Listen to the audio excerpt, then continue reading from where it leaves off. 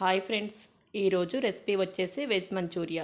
ఈ veg Manchuria పర్ఫెక్ట్గా రావాలంటే క్యాబేజీని ఒక పావు కేజీ తీసుకొని సన్నగా తురుముకోవాలి. దానితో పాటు 3 క్యారెట్లను కూడా తురిమి వేసుకోవాలి.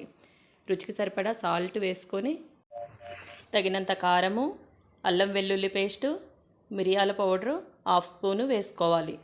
మొత్తం ఒకసారి కలుపుకొని కార్న్ ఫ్లోర్ 2 స్పూన్లు, మైదా 4 స్పూన్లు వేసుకొని ఒక 2 స్పూన్లు శనగపిండి కూడా వేసుకొని మొత్తాన్ని కలుపుకోవాలి.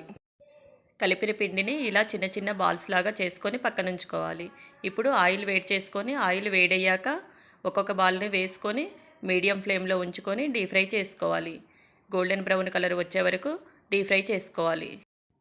వీటిని తీసి పక్కన ఉంచాలి. మళ్ళీ అదే బాండీలో 2 స్పూన్లు ఆయిల్ వేసుకొని చాప్ చేసిన వెల్లుల్లిపాయలు, అల్లము, పచ్చిమిర్చి, ఉల్లిపాయలను వేసుకొని ఫ్రై చేసుకోవాలి. ఇవి ఫ్రై అయ్యాక గ్రీన్ చిల్లీ సాసు, టమాటా సాసు, సోయా సాసు వేసుకొని ఒక టీ గ్లాసుడు వాటర్ పోసుకొని బాగా కలుపుకొని చిక్కబడే వరకు ఉడికించుకోవాలి.